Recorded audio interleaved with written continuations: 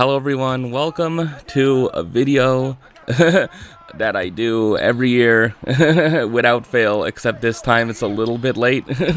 It is time for me to predict the NBA playoffs, which is interesting because the NBA playoffs kind of already started. The first games of okay, Wemby, alright. Hopefully that doesn't happen in the second round. Okay, yeah, the NBA playoffs already started. There's one game of however many series. Half of the playoff series have already started one game. So I guess this is gonna be a little bit reacting to playoff games and making predictions based off of those. I'm recording this currently before the second half of the playoff games in the first round, the game one start. So I mean, yeah, the whole point of this is that I am not the biggest freaking basketball analyst. I'm not Kevin Pelton, who doesn't work for ESPN anymore because he took a job with the Toronto Tempo, I think. Yeah, as like assistant of like, yeah, president of basketball operations or something. Yeah, I'm not the biggest analyst. I'm not on No Dunks. I'm not on frickin' whatever. I'm not frickin', you know, anyone from The Ringer. But, you know, I would like to think that I can offer just not analysis, but just, you know, interesting thoughts, insights, you know, maybe, you know, I'm right, maybe I'm wrong. I haven't really tracked if I've been right or wrong over the years. I don't know. I just know whenever I'm wrong. I know whenever, but I don't know, man. I don't think I'm gonna fully get the first round correct. Or like, yeah, there's always gonna be just one, you know. But like the first round is, yeah, mostly chalk to predict anyway. And I usually only do the first round. There was 1 year where I did the second round, but yeah. Is that enough prelude? Yeah, because I want to do something else. Yeah. In addition to the playoff prediction, I want to share my absolutely real NBA awards ballot that adheres to the 65 game rule. So, yeah. Also, I have Murray and Jokic on the same team, but they're on the Mavs. I had the thought experiment of just like, what if it was Jokic on the Mavs? And then I'm like, what if I just put Jamal Murray and Michael Porter Jr. on the Mavs? Oh man, alright, so yeah, should I just start? Yeah, the play-in already happened. I don't need to recap it. Yeah, the Suns got the 8th seed, the Blazers got the 7th seed in the West, the Sixers unfortunately got the 7th seed in the East, and then the Magic got the 8th seed in the East after we thought that, you know, the Charlotte Hornets probably should have gotten the 8th seed based off of frickin' just how they were playing at the end of the regular season. But, you know, maybe they got exposed. Maybe it was karma for LaMelo grabbing Bam's ankle and tripping him in the play-in game versus the Heat. I don't know. So, yeah, those are the matchups. That was the very brief play-in overview. So, oh man, let me start with the most obvious frickin' matchups. Yeah, just be really quick here. The Thunder are gonna beat the Suns in 4 or 5 games. The Pistons are gonna beat the Magic in 4 or 5 games. Not really anything to analyze here. I mean, you know. But I do appreciate how the Suns turn in like a year. You know, they just managed to be better without KD on their team. You know, I don't know. It's really nice. I as someone who had like secondary like Suns fandom back then, and like the history of me being like a true like basketball follower, you know, is that the Suns in the bubble were like the first team I paid attention to. Because I remember just them going on like an 8-game win streak, and then like they could have made the playoffs, you know, but that was pre-play-in, you know. They needed help and then they didn't get it. Yeah.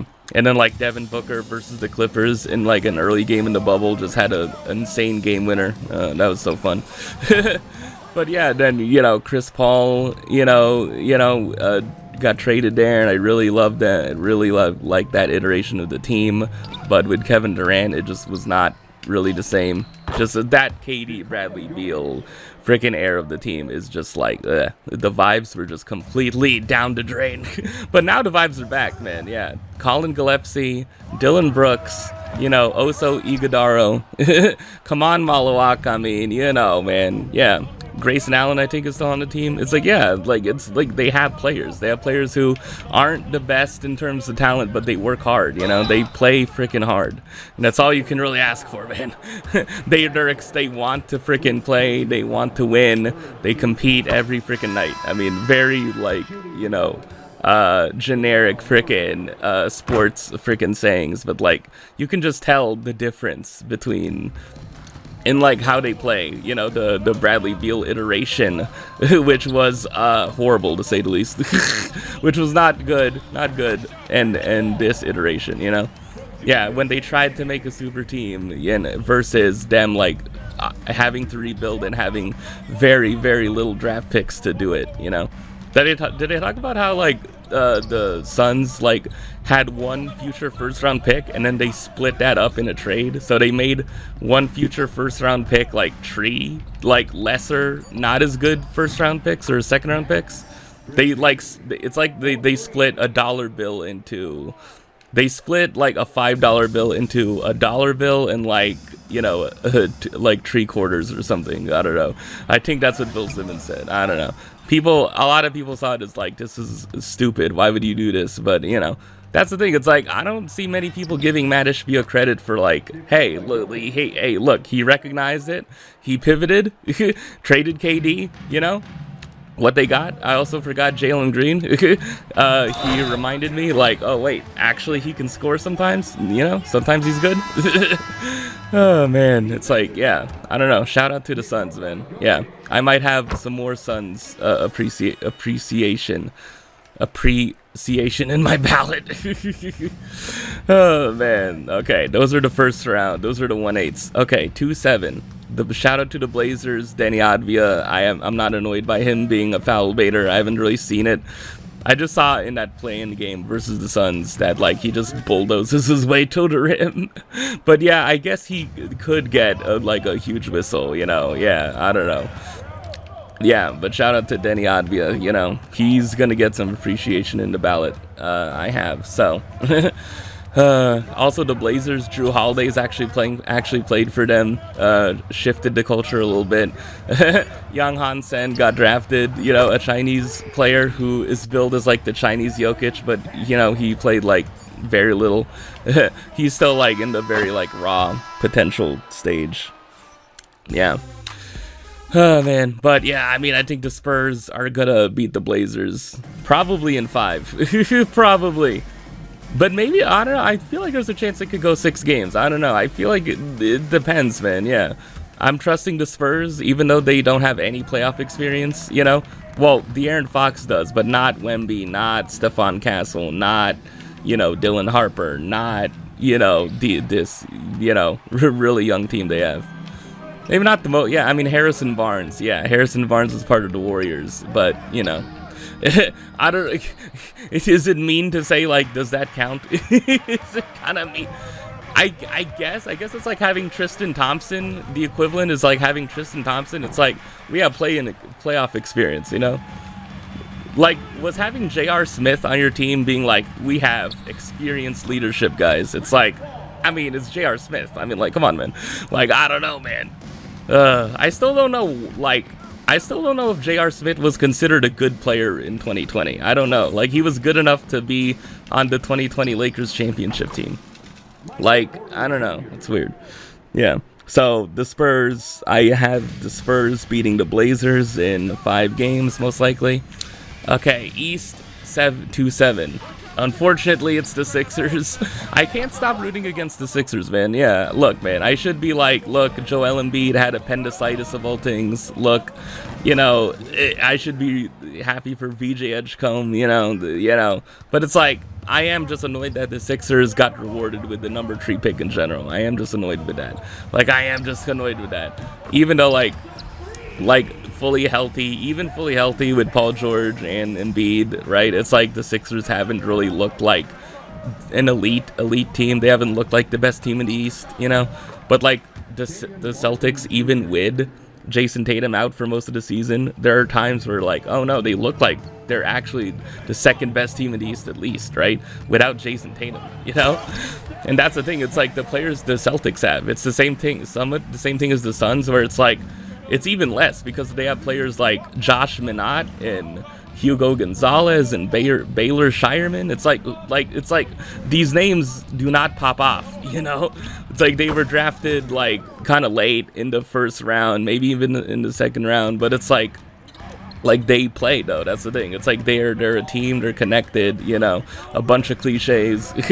But it's like it is somewhat a testament to Joe Mazzulla and his coaching, right? You have to probably freaking look at that, right?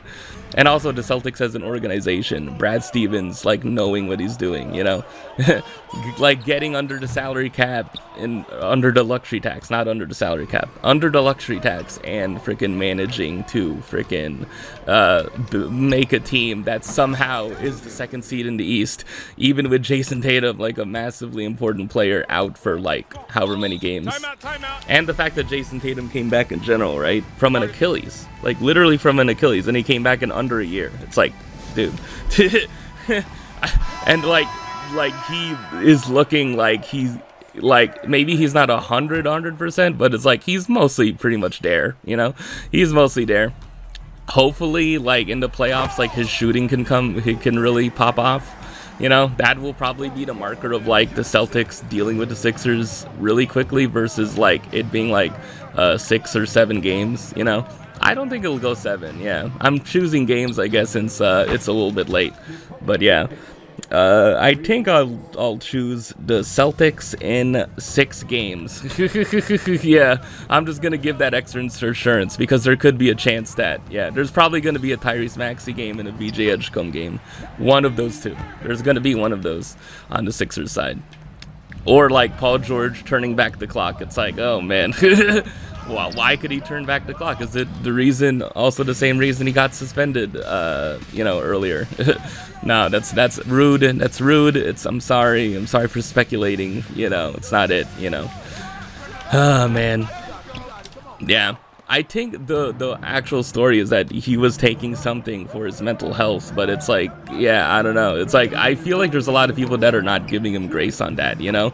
There's a lot of people that are just not, I don't know, man. I just don't know where Sixers fans are at with Paul George. I feel like there are a few Sixers fans still, like, kind of being like, oh, look, we can't win with him. We're definitely not going to win a championship with Embiid, but you know, it's like I still don't want him to get traded, you know. And that's the thing, it's like, yeah, I listened to the Rights to Ricky Sanchez podcast, and like the hosts of that podcast are just like, yeah, look, we get it, like I understand. It's like, you know, this era has largely been a failure, you know, in terms of winning a championship or like having chances to win a championship, but you know, I like, you know, yeah. It's like, what can you do, man? That's the thing. When Joel Embiid plays, when he played this season, he only played like 38 games, I saw in Basketball Reference. And it's like, he was like pretty good when he played. Early on in the first games that he came back and was playing, there were like a lot of comments about like, he kind of is lost it defensively, you know? Like, he can't really move around on defense, but I don't know. I feel like I would assume like he got better over time. Yeah. It's like, I don't know, man. What is the state of Embiid if he's just gonna not be able to even crack like 50 games per season? I don't know, man. Yeah, also like he's probably gonna be out for most of the series, you know? So yeah, I have the Celtics beating the Sixers. Hopefully they get it done quickly. Oh man. All right, 7-2. Yeah, I did 7-2. Okay. 3-6. This is a little more interesting in each conference. In the West more so than the East. In 3-6 in the East, I'll just, yeah, I have the Knicks beating the Hawks. The Knicks already played one game and they won, so. Trae Young isn't on the Hawks anymore. I mean, yeah, I don't know. I think it's just like yeah, an issue of like, you know, the Knicks have more talent, and Jalen Brunson probably is just, you know, probably going to be better down the stretch, you know. Man, but you know, I mean, I could be wrong. Oh man, that's loud. I turned down the volume here. Yeah, I turned down the volume here, so that like the PA, yeah, like I turned it down way down. Maybe it should just be 0. There you go. There's no PA. There you go. Yeah, I have the Knicks beating the Hawks in the East, but the West, oh man. Even though game one happened, the Nuggets and the Wolves, man. The Nuggets won game one, but I was kind of nerve wracked the whole time. Maybe not nerve wracked, but I was just like, man, if they don't win, if they don't win. Oh yeah, and I made Jokic average that. Just average Jokic things, This is actually the first season that I'm actually playing with Jokic, because usually I just play with WNBA players or like, I don't know. Yeah, I do so many different things, man. Yeah. Oh man. So yeah, I with this Nuggets Wolves series, it's I feel like it could still go either way. It is somewhat of a tough series, but I feel like it's more like I'm like 60-40, okay? Maybe with this game one I'm like 70-30, but that 30% is still 30%. That's like a third, gotta remember that. It's like that 30% has me thinking like, damn dude, if the Wolves like win both their home games, if the Wolves win game two and then game three back to back, then it's like, yeah, I don't know, like, and the Nuggets have pressure to tie the series. I don't know, it's gonna be a little bit of a issue for me as someone who loves the Nuggets and is a Jokic fan, but I don't know. I'm not only like a fan of Nuggets because of Jokic. It's like I think Jokic has become probably my favorite player to watch, in the NBA, and like the Nuggets just became my team as of 2020, because when the Suns got eliminated, I followed the Nuggets as they made the conference finals run. As they came back on the Clippers down 3-1. That was basically it. Yeah. But it's like, I don't know, man. I'm gonna pick the Nuggets in this series, but it is like not friggin'. Oh, shout out to Jamal Murray. There. I wonder if he could actually do that against Wemby. I don't know. Probably not. But yeah, it's like, yeah. That's the whole thing with the bracket too, is that if the Nuggets get past the Wolves, they get the Spurs in the second round, So, yeah, I don't know. Anything on the Wolves side, Yeah, the one thing I've been thinking about that I've been thinking is like better for the Nuggets is that they have Julius Randle in place of Cat, Like Cat and Gobert as a combination in terms of defending Jokic, like, is a lot more intimidating to me than, Julius Randle, right? Yeah, I don't know how much Julius Randle is going to defend Jokic, but it's like, yeah. Also, in terms of offense, right? Like, you would rather have Cat as a shooter than Julius Randle, right? Like, am I wrong? Is Cat a better shooter than Julius Randle? Yeah.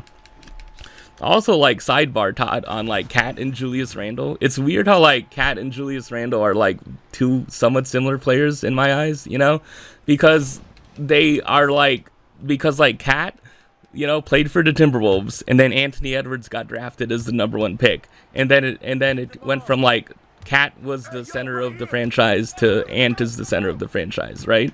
Which is, and it's like, yeah, he accepted that, and like he became like a really good number two, or maybe even number three, because Gobert got traded there. But it's like, I don't know. It's interesting how like he is just like, yeah, no, I was supposed to be the future of this franchise, but now it's all Ant, and like I'm just here to help him and support him. But on the Knicks side, like Julius Randle got traded to the Knicks, or no, I think he signed with the Knicks. Yeah. So like Julius Randle was like somewhat the face of the Knicks during like 2021 and 2022, right? But like the season after 2022, right, was when Jalen Brunson signed with the Knicks, and then the Knicks soon became Jalen Brunson's team rather than Julius Randle leading the team, right? Yeah, and then Julius Randle was like, okay, I guess I'm not the friggin' face of this franchise anymore. Everyone loves Jalen Brunson more than me, so it became Jalen Brunson and the friggin' Villanova boys, Josh Hart and friggin' DiVincenzo, until he got traded to the Wolves in the Cat trade. Yeah, it's like they're two similar players, yeah, where it's like their reputations are kind of interesting, where it's like people know how good they are, but it's like their lowlights, their worst moments draw like so much like memeability, of like Julius Randle and like his, I don't know, like bullheadedness. I have no idea what to do. Yeah. But like Cat gets memed on for freaking comments, just, I don't know. After all that, it's like, I don't know. yeah, it's just weird. Oh man. So yeah, true. Just interesting, like, little thing, you know, like Julius Randle and like Cat kind of having like similar reputations as players, you know. All right, so I think I have the Nuggets. Yeah, I hope it's not long, but it's probably going to be a long series. Probably going to be 6 or 7, and it's kind of sucks. But you know, if the Nuggets win, it's not going to suck as bad. But like, yeah, I mean, I know a longer series generally means it's a better series, but yeah, not to me if I'm a Nuggets fan. I don't know. I would want to get past the Wolves as fast as possible. Oh man. And hope the Spurs have like a lot of trouble with the Blazers. Yeah. All right. So yeah, Tree 6. I did Tree 6. Okay, 4-5. That's the last playoff matchup I have to do. All right. So the last playoff matchup in the West. Oh my God. What like a twist and a turn of events to this series. You know, the Lakers as the 4th seed. They had Luka Doncic and Austin Reeves. They were rolling. And then both of them back-to-back had injuries that are going to last like a month, at least a month, right? And then like they're currently out for this playoff series. They're facing the Houston Rockets for the 5th seed, right? But the day before game 1 of this series, so 2 days ago, there was a report that like Kevin Durant freaking had a knee contusion and he was going to miss game 1. And like, how did that just suddenly pop up, right? And so the Rockets had to play this playoff game, at least just game 1. Hopefully it's only game 1 without Kevin Durant, without Get Off My Dickerson. And it's like, yeah, you know, it was not a good showing. It was like, my God, dude, this team is just not it at all. Even facing a team without Luka and Austin Reeves, they just could not freaking just get themselves together, man. I don't know. They have talent, man. They have talent defensively, but it's like offensively and like not in terms of like not fouling. It's like, yeah, they just can't freaking. It's just not. It's not a fun watch at all. They put up such a horrendous freaking performance in the second half. It's like, my God. My Jesus. And it kind of makes you think, like, if Kevin Durant is going to be out for longer than only one game, yeah, this probably is a series the Lakers can win. When it's like, no one really thought that. People thought, like, oh, Kevin Durant, without Luka and Austin Reeves on the Lakers, the Rockets are obviously going to win. But it's like, I don't know, man. Yeah, this is the series where it's like, I could just take this game and just say, oh, no, it's the Lakers, you know. But I was wrong against the Lakers before, though, you know. But I don't mind being wrong. I could say the Lakers are going to win the series. I could just say that's my official thing after one game, that the Lakers are going to win. But, I mean, I don't know. 4-5 in the East isn't that special, too. It's like, it's the Raptors versus the Cavs. Shout out to the Raptors. Scotty Barnes, you know. Jamal Shed, Colin Murray Boyles, shout out to the Raptors, Brandon Ingram, Jakob Poeltl. I mean, I don't know, but like the Cavs, you know, at least for now, like James Harden isn't gonna choke in round 1. You know, Donovan Mitchell isn't gonna, you know, disappoint in round 1. So yeah, I have the Cavs in 5 games probably after game 1. So yeah. The Raptors can win a game or 2, but yeah, I could be wrong on that, but you know, yeah, but it's like, yeah, okay. The last series for me is the Lakers and the Rockets, and like, oh God. I would like to say that the Lakers are gonna win and switch it, but yeah, should I? It doesn't matter, man. It shouldn't matter that much, man. It really shouldn't matter that much. I have the sliders on, by the way. Yeah, I cheated and have the sliders up, if you want to know. Like, this is not like actual natural freaking the game. Also, that's Chris Paul, by the way. Oh, man. I don't know, man. I don't know. Because, like, I don't know, man. I feel like maybe I just have to keep up the streak and just say that I'm going to pick the Lakers and just be happy when I'm wrong about it, you know? So, I think I'm going to pick the Lakers in 7 games if frickin' this game 1 has anything to do with it. Because if Kevin Durant is out for more games than this, then it's like, yeah, the Lakers already won 1. They need to win 3 more, right? So, like, if the Lakers win game 2, then it's like, very likely they do not freaking win this series. The Rockets don't win this series. So, yeah. I think I'm just gonna have to pick the Lakers in 7, man. But I'm hedging. It's an asterisk, you know. It's like, I fully believe the Rockets can still win this series if they win Game 2. But it's like, ugh, God, yeah. Because really, it was like Luke Kennard in that game that friggin' really shifted it, you know? If Luke Kennard didn't hit those trees, then, like, it somewhat would be a different story, but, like, yeah. It was LeBron as a facilitator also that kind of was the freaking big difference, you know? LeBron putting up 10 assists at 41 in a playoff game. It was really good. Yeah, it's cool to see, but I don't know. So, yeah, I think that's it. I have, yeah, my official freaking picks for the playoffs. I have the Lakers, the Nuggets, the Spurs, and then I have the Thunder. And then in the East, I have the Celtics. I have the Celtics, Cavs, Pistons, and I have what's the 3-6? The Knicks. Yeah, there you go. So yeah, that's basically the playoff predictions after one game for some of them. And I will come back with my official, unofficial NBA awards ballot. All right, I'm back, and I am starting the second part of the video, which is I am going to go over my NBA awards ballot. Yeah, I filled one out. I actually took a little bit of time and effort into making this, mostly adhering to the 65-game rule.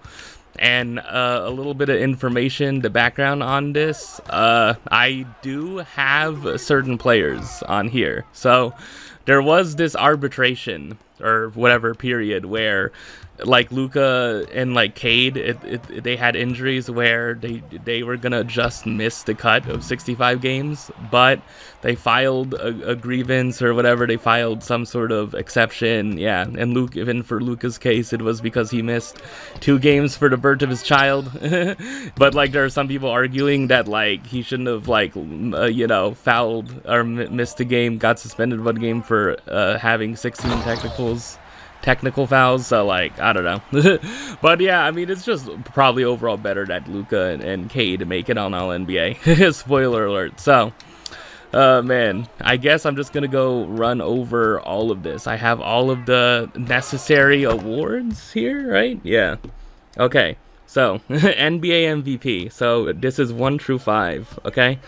Yeah, my MVP for this season, the 2026 season, it's probably, yeah, it's pretty obvious, you know, for the second year in a row, it's Shai Gilgeous-Alexander. I mean, there's not much you really need to say, you know. It's like the Thunder still won over 60 games. Shai, like, is averaging over 30 points per game on 60-something% efficiency, like, and that's, like, mostly on freaking jump shots, you know, on 2-point freaking jump shots. He's, like, one of the most efficient, like, guards, like, ever, you know. He's, like, having historic scoring season, you know, he's had, you know, for the past couple seasons. So, you know, and like his impact, he is a better defender than Jokic. Okay. I have Jokic number 2. Okay. Yeah, I guess I should just run the ballot. Yeah.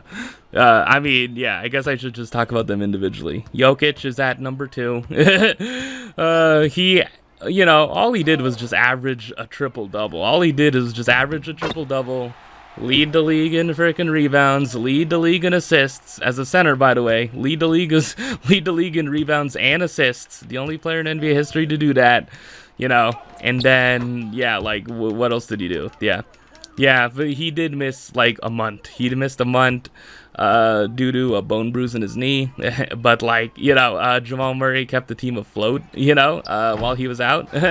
When it looked like they were good, they could have like slipped like a lot down in the West standings. But after Jokic came back, he wasn't exactly the like Jokic we were used to. Like his stats did dip a little bit, you know, but like he was kind of forcing himself to play. Like he made it through the whole season with only like 1 game to spare in terms of like making or missing the cut of 65 games. So, like, that's the thing. These play, yeah, I think what Brian Windhorst said, right, of just like this rule really exposes like the players who care about awards. It's like you say you don't care, but it's like you actually do through your actions. You actually do want to end up, and it's not necessarily due to like you need to make all NBA, because these players, I don't think there was I don't think there was like supermax contract money at stake for any of these players, right?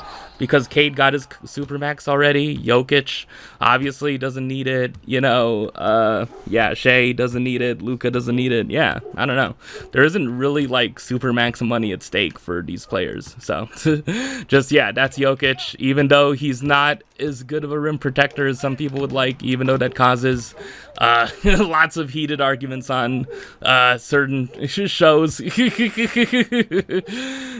It's just like statistically you look at it, and also the eye test, you look at him play and it's like, dude, how is he's just like one of the greatest players to ever play the game. It's like, it's not like Zach Lowe I think said it would probably be egregious to say this in front of like a bunch of old school basketball people, but it's like it's gonna be a point. There's gonna be a point where it's like he is better than Magic Johnson all time. He is better than Larry Bird all time. And it's like maybe not due to championships. Yeah, if you're just counting rings, but it's like in terms of just overall talent and statistics, it's like how can you argue with someone else, man? Like, I don't know. Yeah, it's just like, defense is just going to be the thing with him, and like only winning one championship. But that's overall for his legacy, You could argue that he could have won 2024's MVP. You could argue that he could have won 2023's MVP, which went to Joel Embiid. But, he already won 3. That's the thing. But, I mean, the interesting thing is, like, when will voter fatigue hit for Shea, That's the thing. So, yeah, number 3 on my ballot, I have Victor Wembanyama. Just, opposite the conversation where it's like his defense, he's like one of the best defensive players of this generation. Like, it's not like just due to his height and his freaking, that's it. He's an alien. It's like, well, like, seriously, like he's 7'6", possibly 7'7". He affects, shots at the rim so much. He makes entire offenses less efficient by like 10 percentage points or something like that. It's just really, like, he is like an absolute amazingly like talented, like defensive player, and he's only in year 3, right?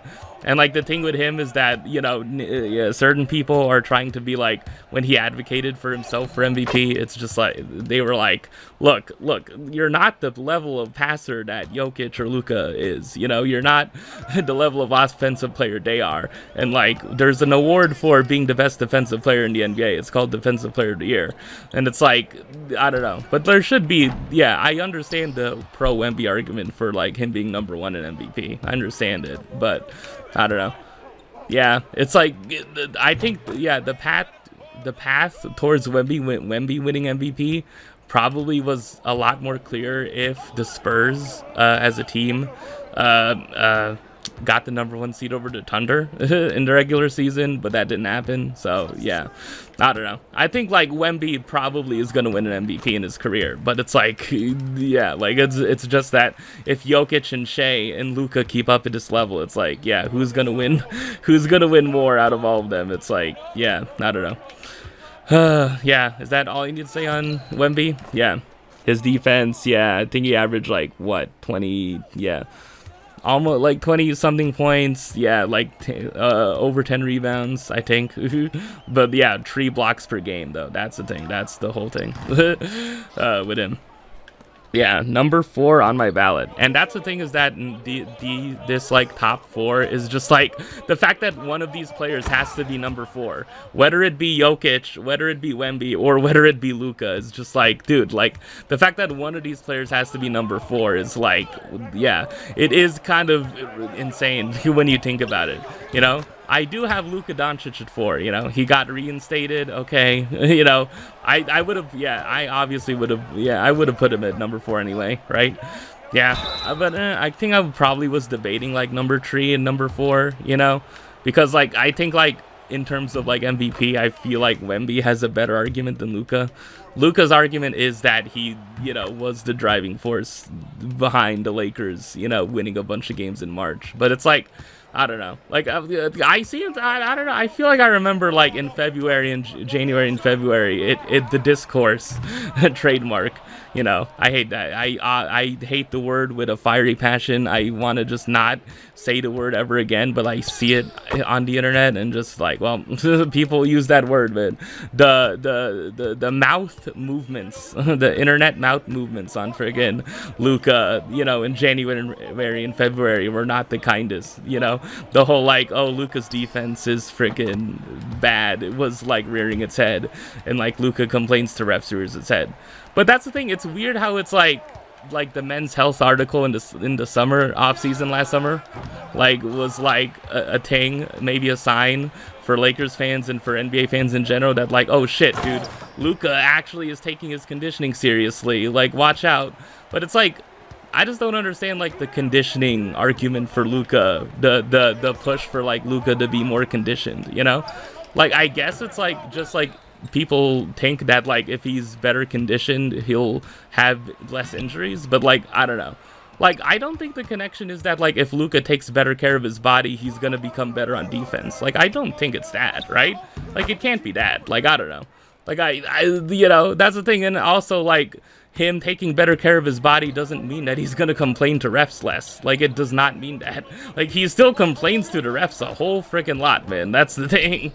Like I think it's always just gonna be like a part of his game. Like I don't know. It's just yeah.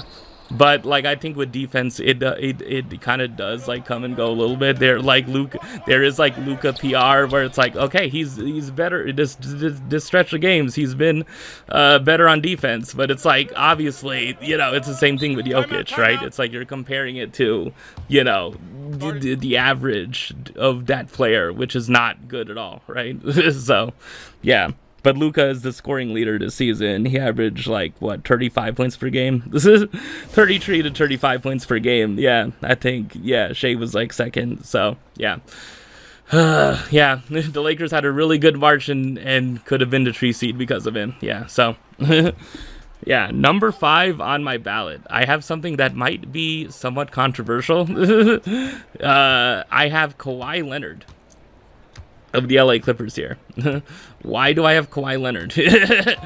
Probably, yeah, just because for a stretch, for, a good chunk of the season, after the Clippers had a horrible start, and then, like, they recovered from 6-21 to, being 42-40, but they ended up losing in the play-in, right? But it's like, even still, like, the Kawhi's level of play was I would assume a good reason why they didn't stay, at the bottom of the West, right? Like, they got to the play-in in the Western Conference, well, maybe the lower teams in the East probably were stronger than the West this year, right? Not the top. The top of the East is not better than the top of the West, but like 5 through 10 in the East is probably better than 5 through 10 in the West, if we're being honest, right?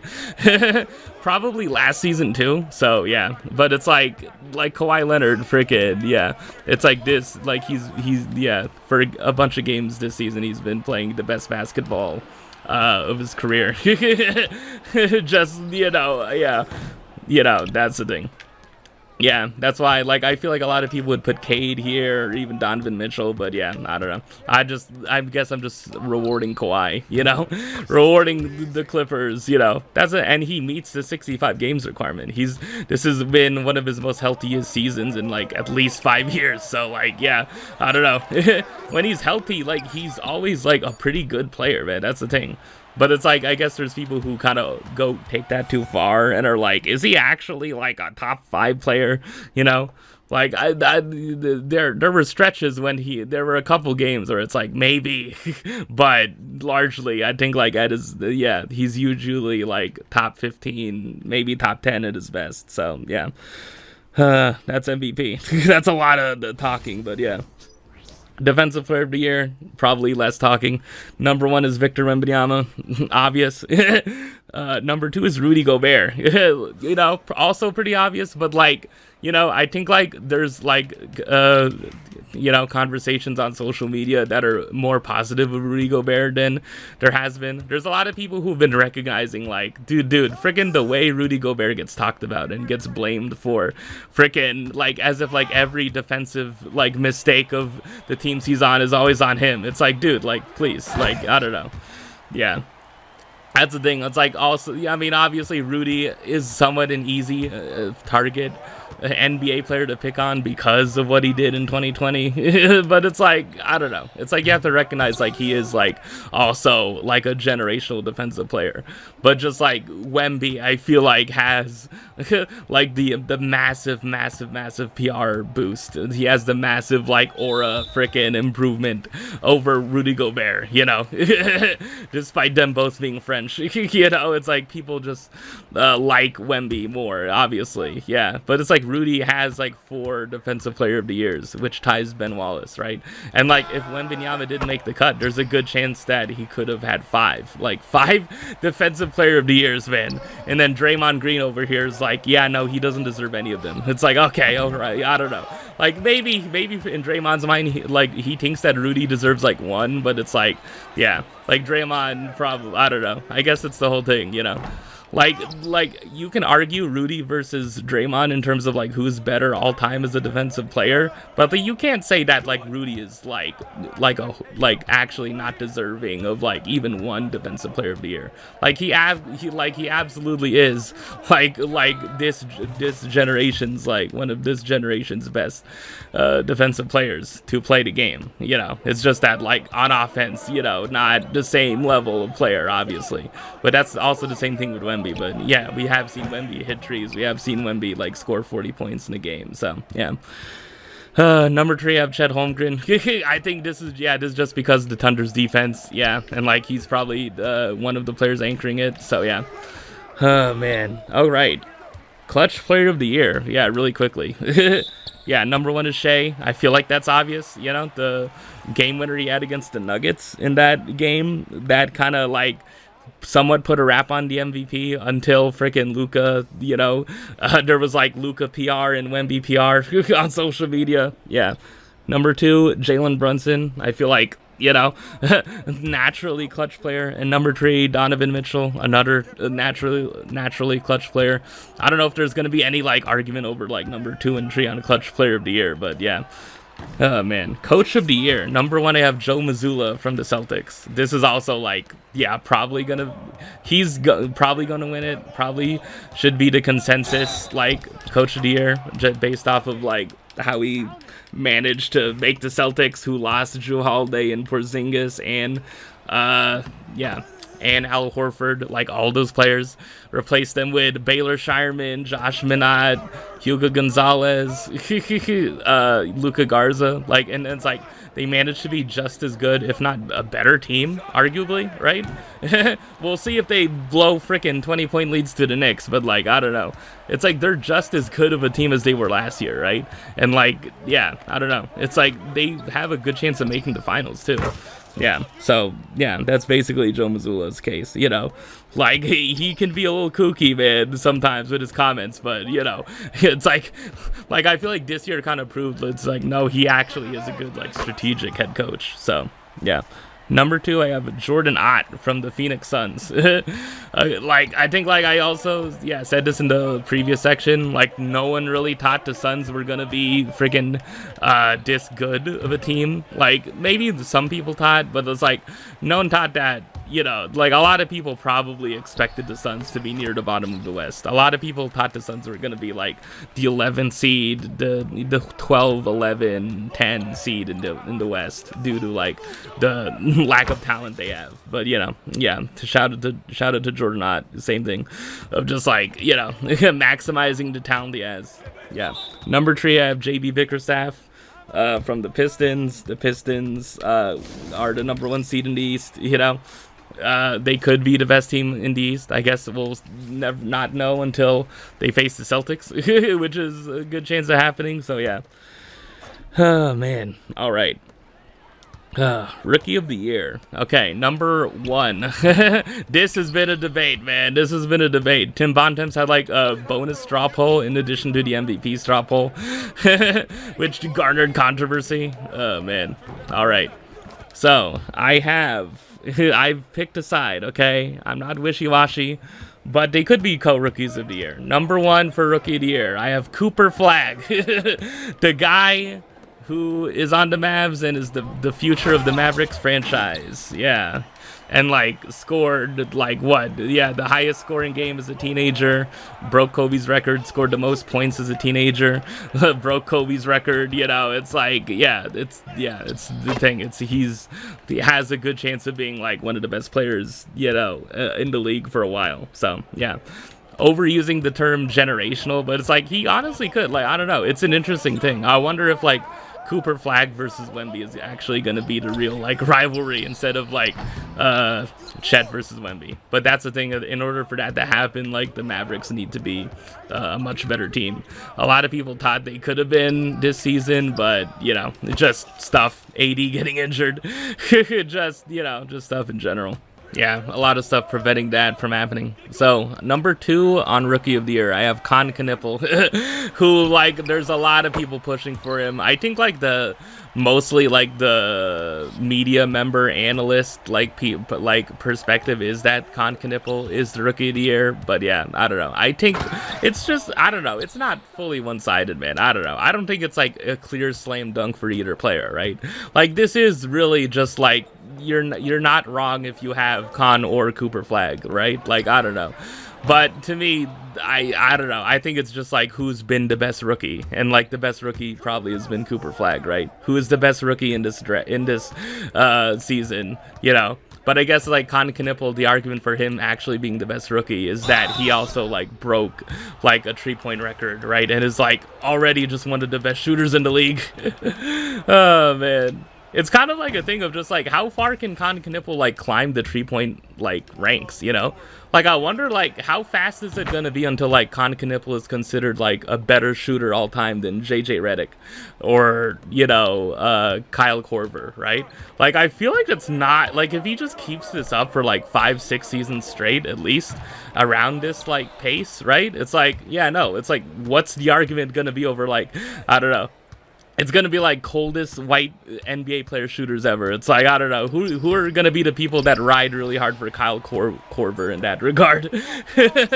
I don't know if we'll get to Klay Thompson, but it's like, I don't know. It's interesting. Like, how fast does he need to freaking break this 3-point shooting record? Like, well, I don't know, maybe not just shooting record all time, but like, how many trees does he need to hit consistently in order for him to be like, okay, better shooter than Buddy Hield, better shooter than freaking,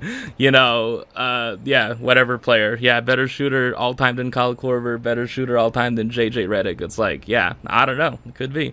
He is a different player. He's not purely like catch and shoot too. He does other things. He's not purely catch and shoot, like JJ Redick. He was way more like just, run around screens, catch and shoot. But yeah. Oh, man. Number 3, distant tree, but still pretty good rookie. I have VJ Edgecombe from the Sixers. I like VJ Edgecombe as a player from the little I've seen and just his overall vibe, but I don't like how the Sixers as an organization got rewarded for, tanking and got him at number 3. So, yeah. Oh, man. All right, further down the ballot, I have most improved player. Yeah, number 1 for most improved player. I think like this is, I don't know if he's gonna win it. I don't know who the front runner for this is, but I have Denny Advia from the Portland Trailblazers. This is my ballot, okay? Like, I'm not going by media members, man. It's not like I listen to Bill Simmons and I'm like, okay, I'll do that as my NBA awards. It's like, come on, man. I'm better than that, okay? Or any other things. It's not like I'm just like numbers on the board. Okay, it's like come on, man. It's like, I don't know, make your own conclusions, man. It's like, it's like I listen to freaking whatever this team stan is on Twitter. It's like, okay, man. All right, but yeah, just Denny Advia was an all-star this year. Uh, average like over 20 points a game for the Blazers. Yeah. Yeah, and also it just makes the trade from the Wizards of like trading him away just look really bad in hindsight. Man, yeah, and it's cool that like Denny Advia found a home in Portland and is like a key piece of their team now. Yeah. Number 2 on the ballot, I have Nickeil Alexander-Walker, who plays for the Atlanta Hawks now, but he previously was on the Minnesota Timberwolves. Yeah, right? Yeah. Yeah, so the Nickeil Alexander-Walker, he kind of, in a bunch of games this season, he had an explosion, he kind of, it feels like he was, like, set free and he's flourishing, not being on the Timberwolves anymore. I guess there was just, like, too much of a logjam in general, right? Like, there were just too many players they had, and they had to, they had the Timberwolves have to manage their cap situation, Yeah. And that's the thing, too, that, like, trading Cat for the Timberwolves was just a cost-cutting move. It basically was just a move so that they wouldn't be over the second apron with, having to pay Cat. Or having Cat and Anthony Edwards and Rudy Gobert under contract, so... man. Okay, number 3. I think this player, I don't know if this player is going to actually make it to number 3, but I have Ryan Rollins of the Milwaukee Bucks. I checked on Basketball Reference, okay? He does meet the 65 game requirement. He went from like, I don't know. I think he was drafted, but like he was one of the very few bright spots for the Bucks this season, and he was putting up numbers in a bunch of games. So, yeah. There you go. Again, this is not an analyst speaking. It's like I don't have to adhere to it because I don't submit this to, I actually do not submit this. That's the thing. Man. 6th man of the year. All right. Number 1 for 6th man of the year, I have Isaiah Joe. I feel like this is very, like, off, but I don't know, there hasn't been, like, a clear 6th man of the year, because last year, wasn't it Peyton Pritchard, right? Yeah, Isaiah Joe from the Thunder, just comes off the bench, shoots a bunch of trees. I feel like another Thunder candidate for this award could have been AJ Mitchell, right? Who, like, didn't play that much last season for the Thunder, but got to play a lot more. But, like, he didn't meet the games requirement. So, yeah, I guess just have to go with Isaiah Joe here. Yeah. Number 2, I have Tim Hardaway Jr. from the Nuggets. Is that a homer pick? I don't know. But, yeah, he's been, I think, like, yeah, he's been good for the Nuggets this season. So, number 3, I have Denise Jenkins from the Detroit Pistons. Yeah, I just had to think about that for a little bit. Oh, man. Anyways. Yeah, just like I feel like what other 6-man candidates could you have for the Pistons? Yeah, not Jaden Ivey, who got traded to the Bulls. not him.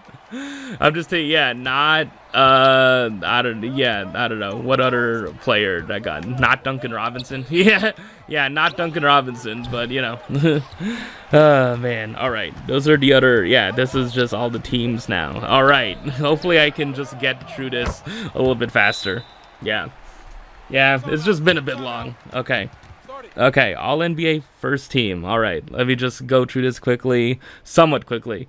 I have Shea, Jokic, Victor Wembanyama, Luka Doncic, and Cade Cunningham. So that's my all NBA first team.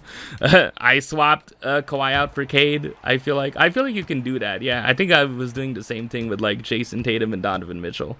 Like I feel like there is a difference between like value versus like are you the 5 best players in the NBA. So, yeah, pretty obvious why they're all there. All NBA second team, somewhat more interesting. I have Donovan Mitchell, Jalen Brunson, Kawhi Leonard, Kevin Durant, and Jaylen Brown. So, yeah, like Jaylen Brown, I think like also was like a player that could have been like probably could have been having could have had in my ballot a top 5 finish in MVP, but yeah, I guess maybe like the information, the data point that like teams are better, like his on-off numbers, like the Celtics are actually better with him off the court than him on the court.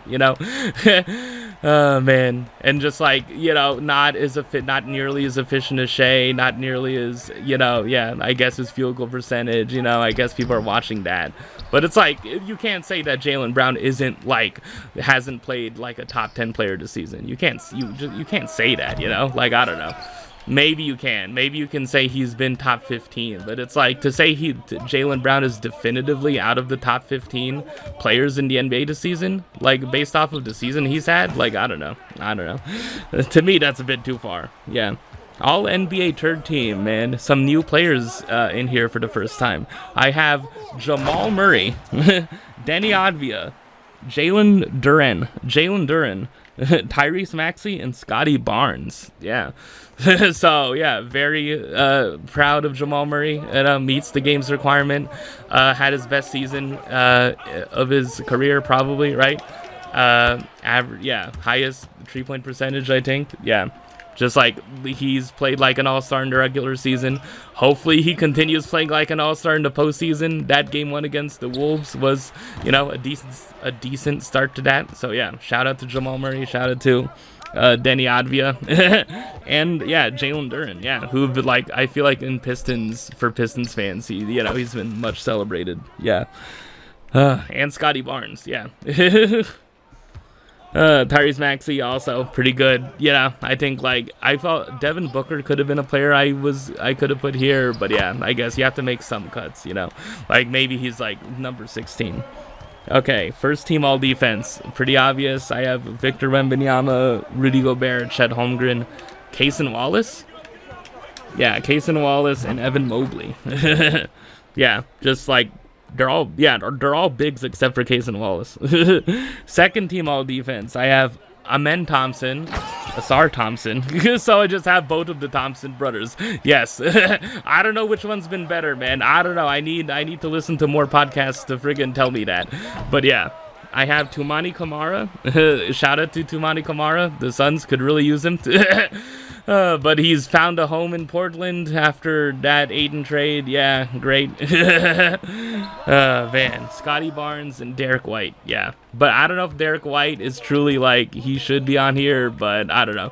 Yeah, it's just like he's been a good defensive player for a while now. So yeah, all rookie first team. I have Cooper Flag, Con Knipple, VJ Edgecombe, so yeah, top 3 in rookie of the year.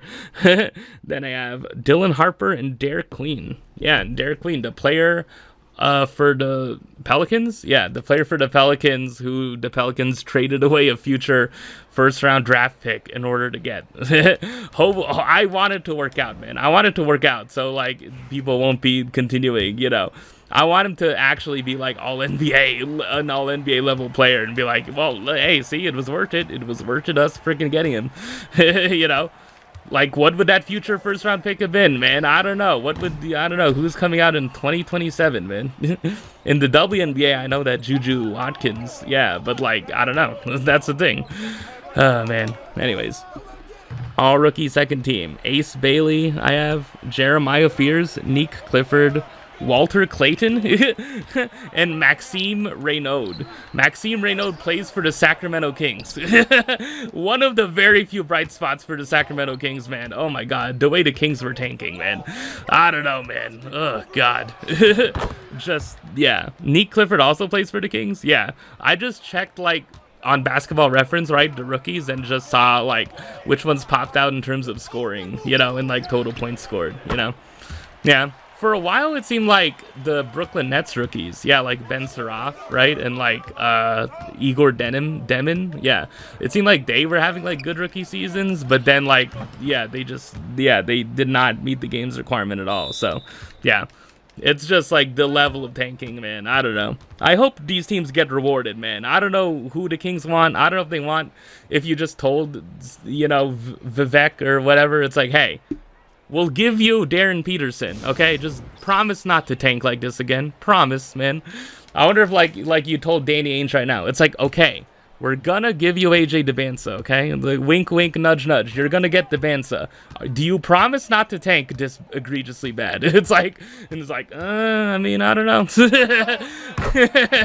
I wonder if there was, like, NBA Twitter in general, where it's like, okay, we're giving it up. We're bringing it to a fan vote. Which team deserves the #1 pick? Which team deserves the #2 pick? You know, just don't have it. Yeah, don't even have it by pick. Right? It's just like, what team do you want AJ Devanza to go to? And then like the team with the highest percentage, that team wins. What team do you want freaking Cameron Boozer to go to? The team with the highest percentage wins. It's like here's me submitting my freaking extremely stupid idea for freaking like how to fix tanking. Like I am fully upfront. That is the stupidest idea ever freaking submitted. But I don't know. Just like if people if fans complain so much, why not just have it be a fan vote for something then? It's like, yeah, just have fan voting, man. Just, I don't know, who cares? You know, if we're that desperate to fix tanking, just throw it out there, man. I don't know, like which team deserves it more? Is it the Sacramento Kings? Is it the friggin', I don't know. Yeah. There's like an account on Twitter that I keep on seeing their tweets about the NBA, and like their thing is just like, I support like any kind of like, I support Adam Silver bringing down the hammer on tanking because of just like we're kind of still living under the myth that like all these teams need is just like one talented teenager, and then that's gonna fix their organization, when it's like in reality like you need to fix the organization first. But it's like, I don't know how to do that other than just like fire everyone and rehire new people, right? It's like, you can't just always do that, right? I don't know, like how do you fix the Kings as an organization? Like, that's the thing. That's kind of the deeper question that like probably doesn't have an easy answer, right? Like, is it just like get new ownership? Like, I don't know. Like, how do you fix the Sacramento Kings as an organization, you know? I'm sorry for picking on the Kings specifically, but it's like, yeah, I don't know. But it's like, yeah, with the Pacers, we know it's temporary, right? With like, I don't know, yeah, there's some teams where it's like, we know it's not like a permanent thing, that they're in a perpetual state of tanking. But like, I don't know, for the Wizards and the Kings in particular, it's like, this has been going on for so freaking long, man. Like, I don't know. Like for the Wizards, it's like, okay, like what player do you want? You know, if you would like ask the Wizards fans like what player they actually want, because there hasn't really been like a fade for Cade or friggin' you know, there hasn't been the slogan friggin', like, I don't know, like, I don't know. It's weird because like each like player has like different arguments to be #1, but I don't know. It's kind of like the WNBA draft, which I have yet to talk about because I haven't recorded a new Minecraft episode in a bit. So, yeah, I'll get to that, by the way. Yeah, a bit later. So, yeah. Anyways, that's basically my all-NBA ballot. Yeah, just a little bit of a tanking conversation by the end. Just what a stupid idea, man. I just need to know. I know that idea is just like one of the stupidest things ever said, but like, it would be fun to see if it, like, what the fans the fans decide which teams get rewarded and which teams don't, you know, which teams get which player, you know. If they did that for Wemby, like, I wonder like which team would win, you know, like what, you know, I guess it would just be like the team with the biggest fan base, but I don't know. There probably is a way to like curb that, but yeah.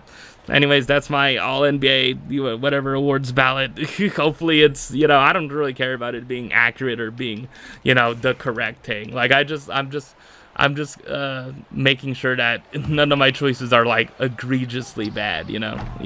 Maybe for Sixth Man of the Year they're kind of egregiously bad, but yeah, I'm sorry for that. You know, again, I'm not a professional, you know. I'm just an enjoyer, you know. I just watch the stuff, you know. Yeah, anyways, so there you go. That's the video for this year. Maybe I will continue doing this for the second round in the conference finals, but yeah, probably not. But yeah, anyways, that's basically it for this video. See you on the next one.